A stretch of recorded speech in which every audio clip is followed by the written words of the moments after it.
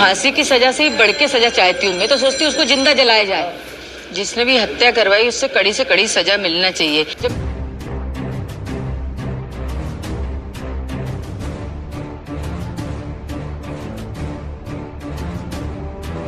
Third degree मिलते ही सोनम रघुवंशी ने कबूल कर लिया अपना गुनाह। अब उसके लिए सिर्फ एक रास्ता बचा है, फांसी। जी हां, वही सोनम रघुवंशी जो पिछले कई दिनों से पुलिस को लगातार गुमराह करती रही, झूठ पर झूठ बोलती रही।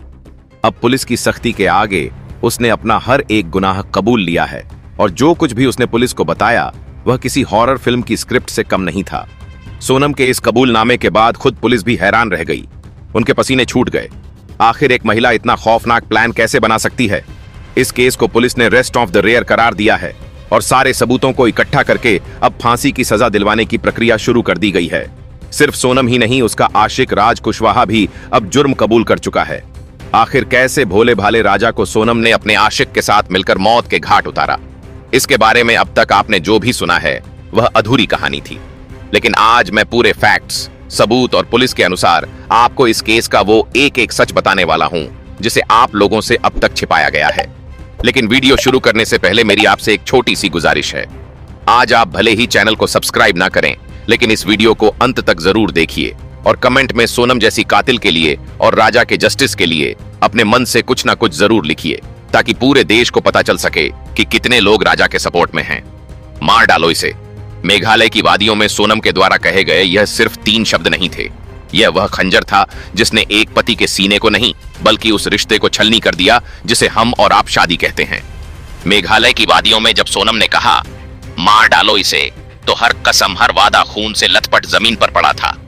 इस कहानी की शुरुआत होती है 8 अक्टूबर 2024 को। रामनवमी का दिन था और रघुवंशी समाज का भंडारा था। इसी दिन समाज के लोग शादी के योग्य लड़के लड़कियों के नाम समाज के रजिस्टर में लिख देते हैं।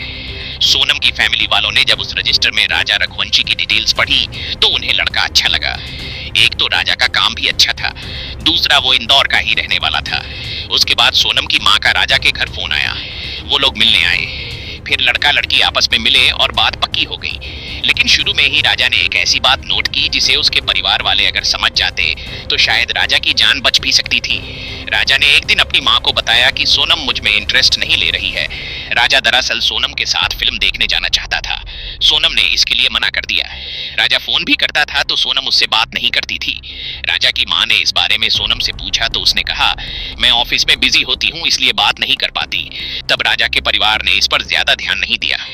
उन्होंने सोचा कि शायद सोनम सही कह रही हो।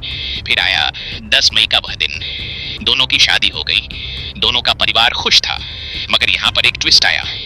राजा शादी के बाद कश्मीर घूमने जाना चाहता था, लेकिन पहलगाम हादसे के बाद वो प्रोग्राम उसे टालना पड़ा। लेकिन तभी सोनम ने बिना राजा से पूछे मेघालय की टिकट बुक कर दी। जब सोनम ने ऐसा किया तो राजा भी हैरान हुआ। उसने अपनी माँ को बताया कि सोनम ने मेघालय की टिकट बुक करा दी है। टिकट हो गया था, इसलिए माँ ने भी अधूरे मन से कह दिया ठीक है चले जाओ। अगले दिन सोनम और राजा घर से तैयार होकर निकलने से पहले माँ से मिलने जाते हैं तो सोनम शादी के दिन वाले सारे गहने पहन रखी थी। फिर सासू माँ ने कहा बेटी, इतनी दूर जाने पर इतने कीमती गहने नहीं पहन कर जाया जाता। किसी की नजर पड़ गई तो वह तुम्हें नुकसान पहुंचा सकता है। लेकिन सोनम ने सास को मना लिया, ये कहते हुए कि मम्मी मैं संभाल लूंगी।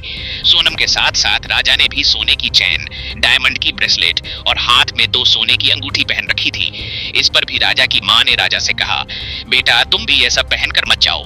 लेकिन राजा कहता है माँ सोनम बोल रही है कि मेरे ऊपर अच्छा लग रहा है इसलिए मैंने यह सब पहन लिया। माँ थोड़ा सोचती है कि हनीमून पर कौन इतना सोना पहन कर जाता है, लेकिन दोनों की खुशी के लिए माँ भी बोल देती है ठीक है जाओ, लेकिन अपना ख्याल रखना, किसी की इस पर नजर ना पड़े नहीं तो तुम दोनों को नुकसान पहुंचा सकता है। माँ ने तो जाने को कह दिया था, लेकिन उन्हें क्या पता था कि यह सब सोनम की चाल है। वह राजा को मारकर सारे गहने लेकर अपने प्रेमी के साथ भागने वाली थी। इतना ही नहीं, हनीमून पर जाने से पहले ही सोनम ने हनीमून के नाम पर राजा से अपने अकाउंट में RS 9500 ट्रांसफर भी करवा लिए थे। दोनों पति पत्नी 20 मई को हनीमून के लिए मेघालय रवाना हुए थे। 22 मई को दोनों शिलांग के मावलकियाट गांव स्थित शिपारा होम स्टे में ठहरे थे। लेकिन 23 मई को उनके साथ कुछ ऐसा होता है जो किसी हॉरर स्टोरी से कम नहीं है। दरअसल 20 मई को राजा और सोनम गुवाहाटी एयरपोर्ट में लैंड करते हैं। फिर वो लोग कामाख्या देवी के दर्शन करने के लिए जाते हैं। असम में 1 से 2 दिन घूमने के बाद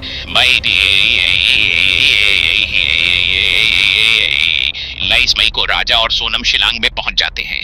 वहां के एक लोकल रेंटल एजेंसी से वह लोग एक स्कूटी किराए पर लेते हैं और उसी स्कूटी से आसपास के कुछ जगह घूमते हैं। अगले दिन यानी कि 23 मई की सुबह 8:30 पर वह लोग अपने होटल से चेकआउट कर लेते हैं। वह लोग अपने लगेज बैग को स्कूटी में कैरी करके घूम नहीं सकते थे, इसीलिए उनके पास जितना भी कीमती सामान था उसे वे एक छोटे बैग में डालते हैं और बाकी का लगेज उसी होटल के रिसेप्शन में छोड़ देते हैं। उस दिन सोनम का फास्टिंग था, इसलिए वो लोग एक दुकान से कुछ फ्रूट्स खरीदते हैं और कॉफी पीते हैं। उसके बाद वे लोग उसरा हिल्स की तरफ बढ़ते हैं, जो कि शिलांग से लगभग 60 किमी दूर है। वहां पहुंचने के ही दोपहर करीब 1 से 1:30 बजे के बीच सोनम अपनी सासू माँ से फोन पर बात करती है। हेलो हेलो, हाँ मैं राजा का फोन चालू नहीं हुआ, अभी नहीं हुआ, बस हम चढ़ाई कर रहे हैं, हम ऊपर चढ़ गए। फिर फोन लगाते इसी कॉल रिकॉर्डिंग से पता चलता है कि राजा और सोनम को नीचे जाकर जहां घूमना था वो उस जगह पर ऑलरेडी घूम चुके थे और करीब 1:30 बजे के आसपास अपने स्कूटी के पास लौट रहे थे। यह राजा और सोनम का आखिरी कॉल होता है, क्योंकि 837 पर जब राजा के बड़े भाई सोनम को कॉल करते हैं तो सोनम का मोबाइल रिंग तो होता है लेकिन कोई रिसीव नहीं करता। राजा का फोन तो पहले से ही स्विच ऑफ था, लेकिन 24 मई को सोनम का फोन भी बंद हो जाता है। अब यह क्लियर हो जाता है कि 8:20 से लेकर 8:43 के बीच ही कुछ अनहोनी हुई थी। राजा के बड़े भाई विपिन तुरंत शिलांग पहुंचते हैं। जब वे होटल पहुंचते हैं तो वहां पता चलता है कि राजा और सोनम 23 मई की सुबह 5:30 पर चेकआउट कर चुके थे और उनका लगेज अभी तक वहीं रखा हुआ है। तब से इस बैग को कोई लेने नहीं आया। यह सुनते ही विपिन को यकीन हो जाता है कि कुछ ना कुछ तो अनहोनी हुई है, जरूर दोनों किसी मुसीबत में हैं। राजा और सोनम का घर वालों से बात हुए 1 दिन से ज्यादा हो चुका था। ऊपर से पूरा नॉर्थ ईस्ट भारी बारिश की चपेट में था। कई जगह बाढ़ और लैंडस्लाइड की वजह से रेड अलर्ट लगा हुआ था। ऐसे में समय रहते खोजबीन नहीं होती तो उनका मिलना मुश्किल हो जाता। इसीलिए राजा के बड़े भाई विपिन ईस्ट खासी हिल्स पुलिस को इन्फॉर्म करते हैं, लेकिन खराब मौसम की वजह से पुलिस भी ज्यादा कुछ नहीं कर पाती। इसलिए खुद ही राजा के फैमिली वाले राजा और सोनम को ढूंढना शुरू कर देते हैं। राजा और सोनम ने अपने ट्रिप की कई फोटो और वीडियो अपने परिवार को भेजे थे। इन्हीं में से एक फोटो में पीछे एक पोस्टर दिखता है, जिसकी मदद से वे उस स्कूटी वाले तक पहुंचते हैं जिससे राजा ने स्कूटी किराए पर ली थी। वह बताता है कि उस स्कूटी में जीपीएस ट्रैकर लगा है, जिससे उसकी लोकेशन पता चल जाती है। जब लोग वहां पहुंचते हैं तो पाते हैं कि स्कूटी एकदम ठीक तरीके से पार्क की गई है। चाबी अभी भी उसमें लगी है, जो अजीब बात है, लेकिन स्कूटी के साथ जो हेलमेट दिया गया था वो भी गायब था। अब भी पुलिस इस केस को उतनी गंभीरता से नहीं ले रही थी, लेकिन जब मध्य प्रदेश के मुख्यमंत्री और सांसद इस केस में दिलचस्पी दिखाते हैं तब जाकर सर्च ऑपरेशन तेज होता है। लेकिन खराब मौसम की वजह से रेस्क्यू करना मुश्किल हो जाता है। मगर ऐसे हालात में भी वहां के लोकल लोग राजा और सोनम को ढूंढने में आगे आते हैं। करीब 50 रेस्क्यू टीम बनाई जाती हैं, जिनमें लोकल्स, पुलिस, एसडीआरएफ, एनडीआरएफ और एनजीओ के लोग मिलकर सर्च ऑपरेशन शुरू कर देते हैं। जहां यह लोग नहीं पहुंच पा रहे थे वहां ड्रोन और हेलीकॉप्टर की मदद से सर्च ऑपरेशन चलता है। लेकिन लगातार बारिश की वजह से काम बहुत मुश्किल हो जाता है। बारिश लगातार हो रही थी, जिसके चलते काफी दिक्कतें हो रही थीं। 2 जून को यानी कि लापता होने के 10 दिन बाद जहां स्कूटी मिली थी वहां से 25 किमी दूर एक बॉडी मिलती है। हाथ में एक टैटू बना हुआ था और उसमें राजा लिखा हुआ था। जब पुलिस वाले विपिन को यह बॉडी दिखाते हैं तो विपिन उसे पहचान लेते हैं कि यह तो उनके ही भाई की बॉडी है। सबका जो डर था वो सच हो जाता है। हाहाकार मच जाता है। लेकिन यहाँ पर कहानी खत्म नहीं होती, बल्कि यह केस अब और भी उलझ चुका था। राजा के परिवार वालों ने बताया कि जब वह घर से निकले थे तो उनके गले में सोने की चैन थी। हाथ में 2 वेडिंग रिंग्स और एक डायमंड ब्रेसलेट भी पहना हुआ था, जिसकी कीमत करीब Rs1 लाख थी। लेकिन पुलिस को अब तक जो चीजें मिली थीं उनमें एक सफेद रंग की महिला की शर्ट, एक पेंटोप्राजोल टैबलेट, वीवो का टूटा हुआ मोबाइल और राजा की स्मार्ट वॉच शामिल है। लेकिन सोने की चैन, दोनों रिंग्स और ब्रेसलेट गायब है। पोस्टमार्टम रिपोर्ट से पता चलता है कि राजा के शरीर पर कई जगह धारदार हथियार के घाव थे, यानी उसकी हत्या की गई थी। उनको मारकर नीचे खाई में फेंक दिया गया था। हथियार भी नया था, जैसे राजा को मारने के लिए ही यह खरीदा गया हो। हालांकि पुलिस ने उस हथियार को भी बरामद कर लिया है। जो स्कूटी मिलती है वह प्रॉपरली एक जगह पर पार्क किया हुआ था। उसमें कोई स्क्रैच मार्क नहीं था, जिससे यह पता चलता है कि उनका एक्सीडेंट स्कूटी में नहीं हुआ है बल्कि उन्हें मारा गया था। लेकिन अजीब बात यह है कि उस स्कूटी में चाबी लगा हुआ था और उसका हेलमेट मिसिंग था। स्कूटी से थोड़ी ही दूरी पर राजा और सोनम के बैग्स भी मिलते हैं जो वह अपने साथ लेकर आए थे, और वहां से लगभग 25 किमी दूर राजा की बॉडी मिलती है। यह तभी पॉसिबल हो सकता है जब राजा को मारने के बाद कातिल ने स्कूटी को ओसरा हिल्स के पास लाकर पार्क किया होगा और स्कूटी वहां पर पार्क करने के बाद उसी ने ही गाड़ी में चाबी छोड़ दिया होगा, क्योंकि यह एक रेंटेड स्कूटी था। फिर उसने वह बैग भी वहीं पर फेंक दिया होगा, यानी कि कातिल हत्या कर बॉडी को दूर फेंका और स्कूटी को जानबूझकर सही से पार्क कर दिया ताकि सर्च ऑपरेशन गुमराह हो जाए। राजा की हत्या 23 मई को हुई थी, लेकिन उसकी लाश 2 जून को मेघालय के प्रसिद्ध वेई साउडोंग फॉल्स के पास एक गहरी खाई में बेहद सड़ी गली हालत में मिली। शरीर पर गहरे जख्म थे, सिर और पीठ पर धारदार हथियार के 2 घाव साफ नजर आ रहे थे। इन सब साक्ष्यों से साफ हो गया कि यह कोई हादसा नहीं बल्कि सोची समझी और खौफनाक हत्या थी। अब तक पुलिस इसे लूटपाट का मामला मान रही थी और सोनम रघुवंशी की तलाश में जुट गई थी, जो उसी दिन से लापता थी। पुलिस को शक था कि लुटेरों ने राजा को लूटने के बाद उसकी हत्या कर दी और संभव है कि सोनम को भी मारकर कहीं फेंक दिया हो। जैसे ही यह खबर मीडिया के जरिए आम लोगों तक पहुंची, हर कोई सन्न रह गया। लोगों में गुस्सा फूट पड़ा और वे सड़कों पर उतर आए। विरोध प्रदर्शन शुरू हो गया। जनता के भारी दबाव के बाद पुलिस ने तुरंत विशेष जांच टीम SIT का गठन किया और सोनम की तलाश को प्राथमिकता दी। लेकिन इस मामले की दिशा तब पूरी तरह से बदल गई जब एक स्थानीय गाइड अल्बर्ट पीढ़ी ने पुलिस को बताया कि 23 मई को उसने राजा और सोनम को 3 अनजान युवकों के साथ फॉल्स की ओर जाते हुए देखा था। इन तीनों युवकों की सबसे चौंकाने वाली बात यह थी कि वे सभी हिंदी में बात कर रहे थे। इसके बाद पुलिस ने CCTV फुटेज खंगाले। फुटेज में राजा, सोनम और 3 अज्ञात युवकों को एक साथ घूमते देखा गया। जब पुलिस ने सोनम के मोबाइल की कॉल डिटेल रिकॉर्ड CDR निकाली तो कई संदिग्ध कॉल्स इंदौर और यूपी के नंबरों पर मिलते पाए गए। इसके बाद मेघालय पुलिस ने इंदौर और यूपी की पुलिस के साथ मिलकर दोनों ही राज्यों में अलग अलग जगह छापेमारी करके 4 लोगों को पकड़ लिया। इनमें राज कुशवाहा और विशाल चौहान को इंदौर से, आकाश राजपूत को इंदौर के पास से और आनंद कुर्मी को बीना से गिरफ्तार कर लिया गया। शायद सोनम को इस बात की भनक लग गई थी कि उसके साथी अब पुलिस की गिरफ्त में आ चुके हैं। इसी डर से उसने आत्मसमर्पण करने का फैसला किया और फिर 8 जून की रात करीब 1 बजे यूपी के गाजीपुर में एक ढाबे पर एक लड़की बदहवास हालत में पहुंची। उसने काले रंग की टी-शर्ट और लोअर पहन रखा था, बाल बिखरे हुए थे, चेहरा बेहद थका हुआ लग रहा था, जैसे कई दिनों से सोई ना हो। डर और घबराहट उसके चेहरे पर साफ झलक रही थी। लड़की ने ढाबे वाले लड़के से कहा, भैया क्या मुझे आपका फोन मिलेगा? मुझे अपने घर वालों से बात करनी है। ढाबे वाले ने बिना सवाल किए अपना फोन दे दिया। जैसे ही लड़की ने कॉल किया वह रोने लगी। उस वक्त कोई नहीं जानता था कि यह लड़की कौन है। वहीं मौजूद कुछ महिलाओं ने उसे पहचानने की कोशिश की, लेकिन किसी को भी यह अंदाजा नहीं था कि यह वही सोनम रघुवंशी हो सकती है, क्योंकि गाजीपुर मेघालय से करीब 11 किमी दूर है। फोन पर भाई से बात करने के बाद सोनम वहीं एक चारपाई पर बैठकर फूट फूट कर रोने लगी। तभी उसी नंबर पर सोनम के भाई का कॉल आया। उसने ढाबे वाले से कहा, भाई साहब आप तुरंत पुलिस को फोन करो। ढाबे वाले ने फौरन पुलिस को सूचना दी। करीब 30 मिनट बाद पुलिस मौके पर पहुंची। जब सोनम ने अपनी पहचान बताई तो पुलिस समझ गई कि यही वह लड़की है जिसकी तलाश में मेघालय पुलिस पिछले 17 दिनों से जुटी हुई थी। फिर सोनम को गाजीपुर पुलिस अपने साथ ले गई और बाद में मेघालय पुलिस को सौंप दिया गया। सोचिए, जो सोनम पिछले 17 दिन से लापता थी, जिसे सबने मरा हुआ मान लिया था, वही सोनम जब उसके साथियों की गिरफ्तारी होती है तो कैसे खुद ही अपने भाई को फोन करती है। अगर वह निर्दोष थी और जिंदा थी तो क्या यह काम पहले भी नहीं कर सकती थी? पूछताछ में जो खुलासा हुआ उसने पूरे मामले की दिशा ही बदल दी और पुलिस भी हैरान रह गई। शुरुआती पूछताछ में सोनम ने सच छुपाने की हर मुमकिन कोशिश की, बार बार बयान बदले, झूठी कहानियां गढ़ी और पुलिस को गुमराह करने की कोशिश की, लेकिन सख्त सवालों और सबूतों की मार के आगे उसका झूठ ज्यादा देर टिक नहीं सका। धीरे धीरे परतें खुलने लगीं और सच खुद ब खुद बाहर आने लगा। सोनम रघुवंशी ने जो कहानी पुलिस के सामने बयां की वह किसी थ्रिलर फिल्म से कम नहीं थी। शुरू में डरी और कमजोर दिखने वाली सोनम की चुप्पी तब टूटी जब मेघालय पुलिस ने उसे रिमांड में लेकर गहराई से पूछताछ की।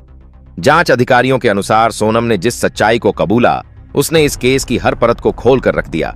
गिरफ्तारी के बाद जब सोनम को गाजीपुर से इंदौर लाया गया तो रास्ते में ही उसने पुलिस को कई ऐसी बातें बताई जो इस केस के लिए बेहद जरूरी थीं। सोनम ने बताया कि जब उसने राजा से शादी की तभी तय कर लिया था कि इस शादी को ज्यादा दिन तक नहीं चलाना है और एक सही वक्त पर राजा को खत्म कर देना है ताकि वह अपने प्रेमी राज कुशवाहा के साथ शादी कर सके। अब उसने जो पुलिस को बयान दिया उसमें उसने बताया कि उसके प्रेमी ने ही उसे बार बार समझाया था कि अगर तुम राजा को हटा दोगी तो तुम्हारे घर वाले भी हमारी शादी के लिए मान जाएंगे, और यही सोचकर उसने राज को भरोसे में लेकर साजिश रचनी शुरू की। सोनम ने कबूला कि राजा बहुत अच्छा इंसान था, वह उसे बहुत प्यार करता था, लेकिन वह हर वक्त बस उसकी निगरानी करता था। सोनम को बार बार लगता था कि वह आजाद नहीं है, और यही सोचकर उसने तय कर लिया कि राजा को रास्ते से हटाना ही सही फैसला है। उसने यह भी बताया कि उसके पिता की तबीयत खराब थी, इसीलिए वह अपने प्रेमी से शादी नहीं कर पाई थी और राजा को एक समझौते की तरह स्वीकार कर लिया था, लेकिन दिल से कभी उस रिश्ते को अपनाया नहीं। सोनम ने स्वीकार किया कि उसका अपने पति राजा रघुवंशी से रिश्ता महज एक सामाजिक बंधन बनकर रह गया था। शादी के बाद भी वह लगातार अपने प्रेमी राज कुशवाहा के संपर्क में थी।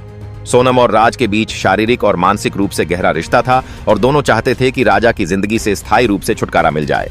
पुलिस को दिए बयान में सोनम ने कहा कि उन्होंने मिलकर हत्या की पूरी योजना तैयार की थी। इसके तहत राज कुशवाहा ने अपने 3 दोस्तों विशाल सिंह चौहान, आकाश राजपूत और आनंद सिंह कुर्मी को साथ जोड़ा। योजना के मुताबिक सोनम और राजा को मेघालय ट्रिप पर भेजा गया ताकि घटना दुर्घटना जैसी लगे और शक न हो। 23 मई को जब वे सावडोंग फॉल्स के पास ट्रैकिंग के लिए निकले तो सोनम ने राजा को एक ऐसे रास्ते पर ले जाने में मदद की जहां पहले से छिपे 3 हमलावर मौजूद थे। राजा पर अचानक धारदार हथियार से हमला किया गया और उसे खाई में धकेल दिया गया। सोनम ने बताया कि वह सब कुछ जानते हुए भी वहीं से वापस लौट गई और फिर फरार हो गई। पूछताछ में सोनम ने साफ कहा कि इस पूरी हत्या के पीछे उसकी मंशा राजा से छुटकारा पाकर राज कुशवाहा के साथ जिंदगी शुरू करने की थी। उसने इस साजिश के लिए आर्थिक मदद भी की, कॉल्स और मीटिंग्स के जरिए हत्यारों को निर्देश भी दिए। यही नहीं, बाद में जब मीडिया और पुलिस का दबाव बढ़ा तब उसने खुद को बचाने के लिए गाजीपुर जाकर छिपने की कोशिश की, लेकिन डर और मानसिक दबाव में खुद ही उसने आत्मसमर्पण कर दिया।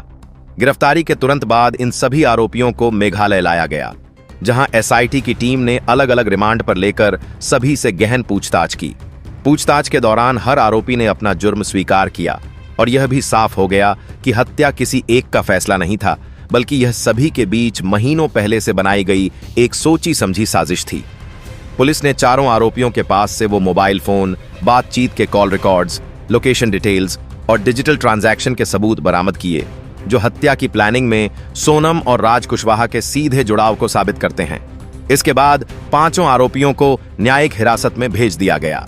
सोनम के कबूलनामे और 4 आरोपियों की गिरफ्तारी के बाद जब पूरा सच जनता के सामने आया तो पूरे देश में गुस्से की लहर दौड़ गई। सोशल मीडिया से लेकर सड़कों तक लोग राजा रघुवंशी की निर्मम हत्या को लेकर न्याय की मांग करने लगे। राजा के घर वालों, दोस्तों और समर्थकों ने विरोध प्रदर्शन शुरू कर दिए और जगह जगह पर मशाल जुलूस निकाले गए। लोगों का साफ कहना है यह कोई आम क्राइम नहीं था, यह प्लान करके की गई बर्बर हत्या है। सोनम ने यह भी कबूल किया कि हनीमून पर जाने का प्लान उसी का था, घूमने के लिए नहीं बल्कि राजा को मरवाने के लिए। अब पुलिस की जांच में सामने आया है कि सोनम और राज कुशवाहा पिछले 5 महीने से रिलेशनशिप में थे। सोनम के पिता हार्ट के मरीज थे और घर वाले चाहते थे कि शादी समाज के हिसाब से हो, इसलिए सोनम ने अपने प्रेमी राज को छोड़कर राजा से शादी कर ली। लेकिन मन में पहले ही प्लान था कि शादी के बाद राजा को रास्ते से हटा दिया जाएगा ताकि वह फिर से राज के साथ जिंदगी बिता सके, और यही हुआ। राज कुशवाहा ने पुलिस को बताया कि सोनम ने उससे कहा था कि जब मैं विधवा हो जाऊंगी तब मेरे घर वाले भी हमारी शादी के लिए तैयार हो जाएंगे, इसीलिए पहले राजा को हटाना पड़ेगा। सोनम ने पूरी प्लानिंग की थी और शादी के 5 दिन बाद 16 मई को इंदौर के सुपर कॉरिडोर पर एक कैफे में बैठकर उसने अपने प्रेमी राज के साथ राजा की हत्या की साजिश रची।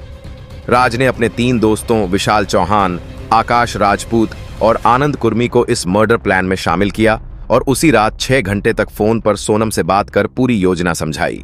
सोनम को एक कीपैड फोन, एंड्रॉइड मोबाइल और नई सिम दी गई ताकि वह लगातार संपर्क में रहे, और इन सब चीजों की कीमत पहले ही राज ने चुकाई।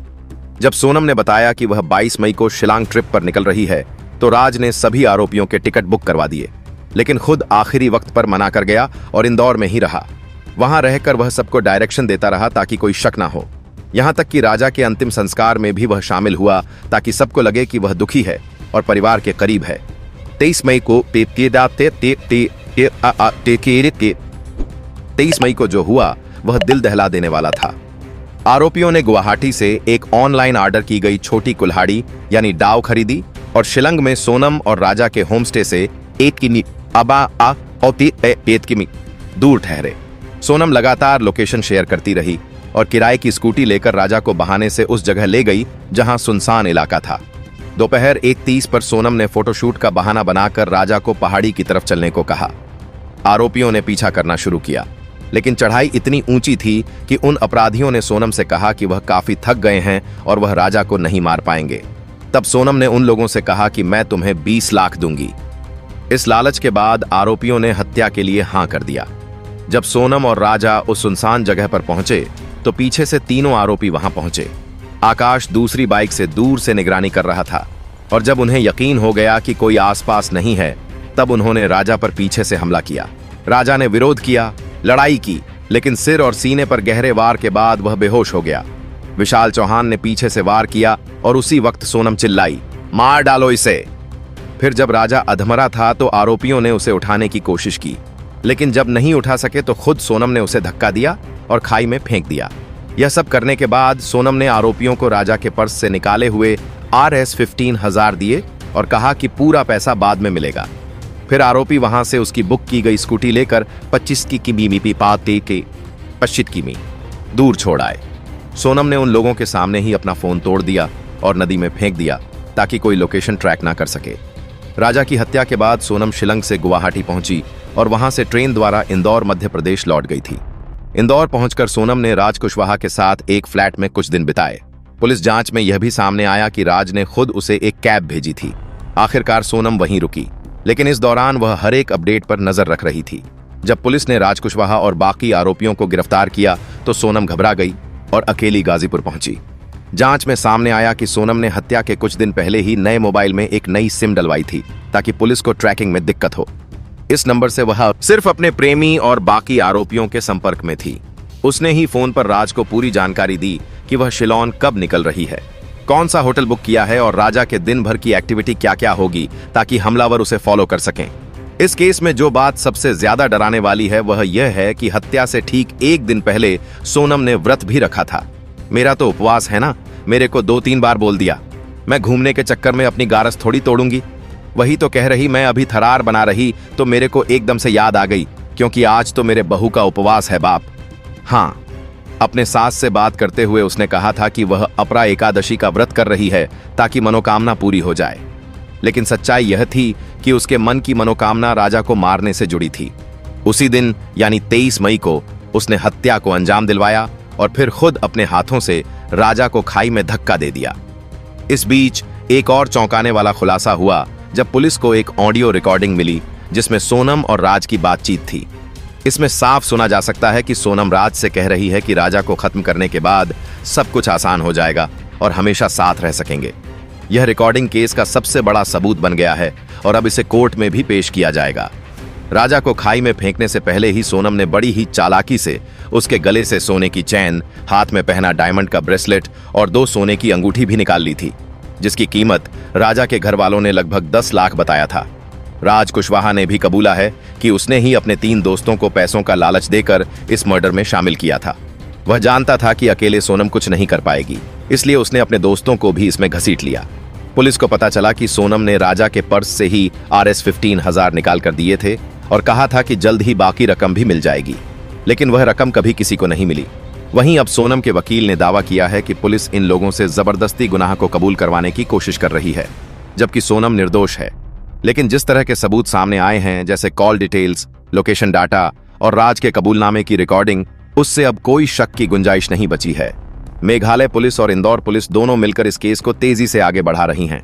फिलहाल सोनम की कस्टडी बढ़ा दी गई है और अगले कुछ दिनों में कोर्ट में चार्जशीट पेश की जाएगी। पुलिस का कहना है कि सोनम ही इस मर्डर केस की असली मास्टरमाइंड है और उसने बेहद शातिर तरीके से यह साजिश रची। लेकिन यहाँ सोचने वाली असली बात यह है, अगर सब कुछ पहले से तय था तो फिर सोनम ने राजा से शादी ही क्यों की? उसके पास ऑप्शन था, वो चाहती तो अपने प्रेमी के साथ पहले ही भाग सकती थी। सच में यह बात हैरान करती है कि आज की युवा पीढ़ी किस तरह की सोच रखती है जिससे आप प्यार नहीं करते। अगर वह आपको नहीं मिलता तो आप उस इंसान की जान ले लेते हो जिसका आपसे कोई लेना देना ही नहीं था।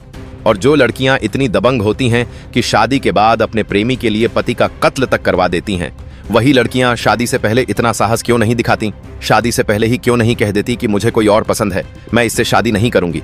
मतलब माँ बाप के सामने आप इतना बेबस दिखते हो कि मजबूरी में शादी कर लेते हो, लेकिन अंदर ही अंदर इतना जहर पल रहा होता है कि एक मासूम आदमी को मारने में भी आपको दया नहीं आती। मुझे नहीं पता यह कैसी सोच है, लेकिन इतना जरूर कह सकता हूं, इस सोच ने ना जाने कितने घर बर्बाद कर दिए और हजारों लाखों लोगों को डर में जीने पर मजबूर कर दिया। वीडियो के अंत में मैं बस आपसे एक बात कहना चाहूंगा, जब भी कोई लड़का अपने माता पिता की पसंद से शादी करने जाए तो लड़की से उसकी डिग्री या बायोडाटा ना पूछो, उससे पसंद नापसंद ना पूछो, उससे बस यह पूछो कि तुम्हारा किसी से अफेयर तो नहीं है। अगर है तो मुझे बता दो, मैं यह शादी कैंसिल कर दूंगा, यह कहकर कि मुझे लड़की पसंद नहीं है। शायद इस एक सवाल से किसी और मासूम राजा की जान बच जाए, शायद आगे कोई और बेकसूर शिकार ना बने। ऐसे लोगों को सिर्फ उम्र कैद नहीं, फांसी की सजा मिलनी चाहिए, ताकि समाज में डर बने और कोई भी पत्नी प्रेमी के साथ मिलकर अपने पति की जान लेने की हिम्मत ना कर सके। और अगर आप भी चाहते हैं कि राजा रघुवंशी को इंसाफ मिले तो इस वीडियो को अपने दोस्तों और परिवार तक ज्यादा से ज्यादा शेयर करें, ताकि हर कोई देख सके कि प्यार और भरोसे के नाम पर कैसे एक जान ली गई। सोशल मीडिया पर इस केस को लेकर हजारों पोस्ट हो चुके हैं। जस्टिस फॉर राजा ट्रेंड कर रहा है और लोग लगातार सरकार से मांग कर रहे हैं कि आरोपियों को कड़ी से कड़ी सजा दी जाए। कुछ लोग यहां तक कह रहे हैं कि अगर इस केस में भी सख्त सजा नहीं हुई तो समाज में और ऐसे केस बढ़ सकते हैं। लेकिन आपका इस पूरे केस पर क्या कहना है, कमेंट में जरूर लिखें। इस वीडियो को ज्यादा से ज्यादा शेयर करिए ताकि लोगों को सोनम की हकीकत पता चल सके और राजा को न्याय मिल सके। साथ ही इस केस से जुड़ी हर अपडेट पाने के लिए APS TV न्यूज चैनल को सब्सक्राइब करके बेल नोटिफिकेशन को ऑल पर सेलेक्ट कर लें, ताकि हमारी नई वीडियो की नोटिफिकेशन आपको सबसे पहले मिल सके।